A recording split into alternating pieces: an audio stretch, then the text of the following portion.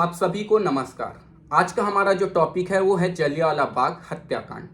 जलियांवाला बाग हत्याकांड केवल प्रतियोगी परीक्षा के दृष्टिकोण से महत्वपूर्ण नहीं है, बल्कि इस घटना की जानकारी हम सबको इसलिए भी होनी चाहिए क्योंकि जो हमें आज़ादी मिली है वो कितने सारे प्राणों के न्यौछावर के कारण ही प्राप्त हुई है। तो जलियांवाला बाग हत्याकांड में क्या हुआ, इसको जानने से पहले हमको ये जानकारी होनी चाहिए घटना का कारण क्या था। तो इसका कारण मालूम पड़ता है 1919 में सर सिडनी रोलेट की अध्यक्षता में एक समिति बनी। ये समिति जो है भारत के लिए एक नियम और कानून बनाने वाली थी। सिडनी रोलेट की अध्यक्षता में बनी समिति ने भारतीयों के लिए प्रावधान किया गया कि अंग्रेजों को ताकत दी गई कि किसी भी भारतीयों को बिना किसी कारण के उन्हें जेल में डाल दिया जाएगा, बिना किसी कारण के उन पर कार्रवाई की जाएगी। सिडनी रोलेट के द्वारा जारी किए गए इस नियम को भारत में रोलेट एक्ट कहा गया। इस रोलेट एक्ट एक प्रकार से काला कानून था, जिनके कारण जो है बिना किसी कारण के भी भारतीयों को जेल में डाल दिया जाएगा। महात्मा गांधी ने इस रोलेट एक्ट को बिना अपील बिना दलील का कानून कहा गया और लोगों ने इसे काला कानून की संज्ञा दी। रोलेट एक्ट लागू होने के कारण पूरे भारत भर में अनेक स्थानों पर इस एक्ट का विरोध होना प्रारंभ हुआ। इसी विरोध का जो क्रम था वो पंजाब में भी हुआ। रोलेट एक्ट के विरोध के कारण पंजाब में डॉक्टर सैफुद्दीन किचलू और डॉक्टर सतपाल को अंग्रेजों ने गिरफ्तार कर लिया। सैफुद्दीन किचलू और डॉक्टर सतपाल के गिरफ्तारी के कारण ही अंग्रेज में इसका विरोध और तेजी से होने लगा। 13 अप्रैल 1919 का वो दिन बैसाखी का दिन था। पंजाब में बैसाखी जो है एक बड़ा पर्व होता है। स्वर्ण मंदिर के दर्शन के बाद स्वर्ण मंदिर के बगल में यानी कि पंजाब के अमृतसर में स्वर्ण मंदिर के पास स्थित जलियांवाला बाग पार्क में लोग इकट्ठा होने लगे और लोगों ने सैफुद्दीन किचलू और डॉक्टर सतपाल के गिरफ्तारी के विरोध में शांतिपूर्ण धरना प्रदर्शन कर रहे थे।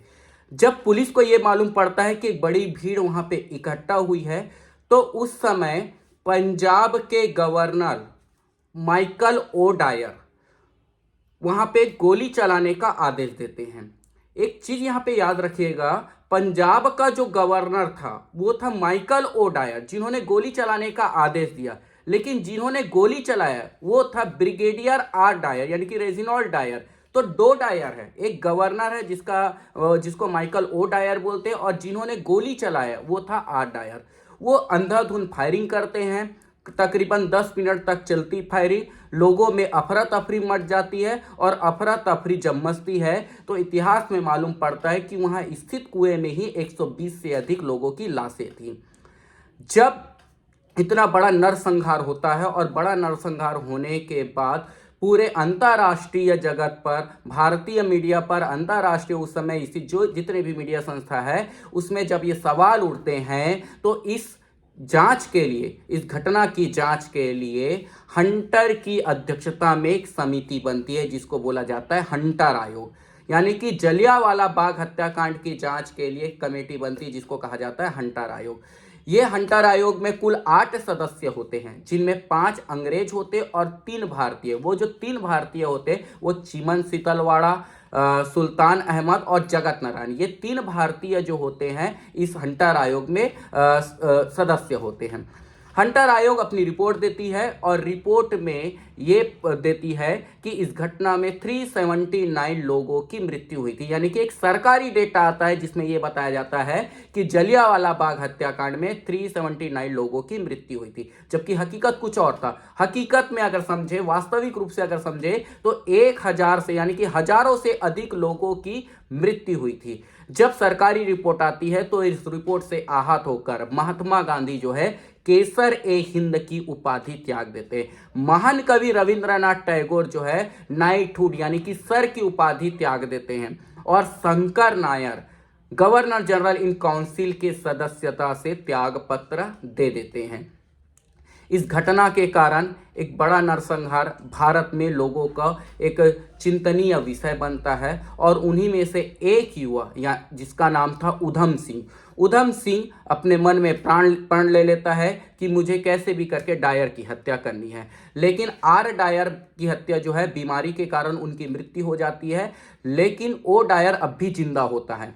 माइकल ओ डायर को 21 साल से खोजते हुए 1940 में उधम सिंह जो है ब्रिटेन में ओ डायर को गोली मारकर हत्या कर देता है।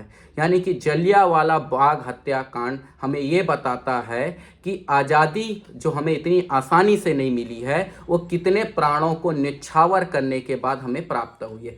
ये कहानी थी जलियांवाला बाग हत्याकांड की। अब बात करते हैं कि जलियांवाला बाग हत्याकांड से संबंधित कितने प्रश्न अब तक बने हुए। तो सबसे पहला प्रश्न जो आम प्रश्न है जो लगातार बनते आ रहे हैं वो है कि जलियांवाला बाग हत्याकांड कब हुआ। तो बाय डेट याद रखिएगा 13 अप्रैल 1919 को। दूसरा प्रश्न जलियांवाला बाग कहाँ है, तो इसका आंसर होगा पंजाब के अमृतसर में। तीसरा प्रश्न जो बना हुआ है जलियांवाला बाग हत्याकांड के बाद किस आयोग का गठन किया गया था, तो हंटर आयोग। चौथा प्रश्न जलियांवाला बाग हत्याकांड की जांच हेतु गठित हंटर आयोग में कुल कितने सदस्य, तो उसमें 8 सदस्य थे। 3 भारतीय थे, तीनों भारतीयों का भी नाम याद रखोगे, चेमन सेतलवाड़ा, सुल्तान अहमद और जगत नारायण। किस घटना के कारण रविंद्रनाथ टैगोर ने नाइटहुड की उपाधि त्याग दी थी, तो इसका प्रश्न का आंसर होगा जलियांवाला बाग हत्याकांड के कारण। किस घटना के कारण महात्मा गांधी ने केसर ए हिंद की उपाधि त्याग दी थी, तो इसका भी आंसर होगा जलियांवाला बाग हत्याकांड के कारण। जलियांवाला बाग हत्याकांड के कारण किसने गवर्नर जनरल काउंसिल के सदस्य से त्याग पत्र दे दिया था, तो वो थे आपके शंकर नायर। दूसरा महत्वपूर्ण याद रखिएगा कि बहुत ज्यादा महत्वपूर्ण है, गोली चलाने का आदेश ओ डायर दिया है लेकिन गोली चलाया वो है आर डायर। ओ डायर उस समय पंजाब के गवर्नर थे और आर डायर वहां उस स्थान के ब्रिगेडियर थे। उधम सिंह ने किसकी हत्या की, तो उधम सिंह ने 1940 में ओ डायर की हत्या की है, आर डायर की हत्या नहीं की है। तो ये कहानी थी और ये प्रश्न थे जो अब तक जलियांवाला बाग हत्याकांड से संबंधित बने हैं। नेक्स्ट वीडियो में हम प्रतियोगी परीक्षा के जो अति महत्वपूर्ण है इतिहास, संविधान, ज्योग्राफी या अन्य विषय को लेकर जरूर आएंगे। धन्यवाद।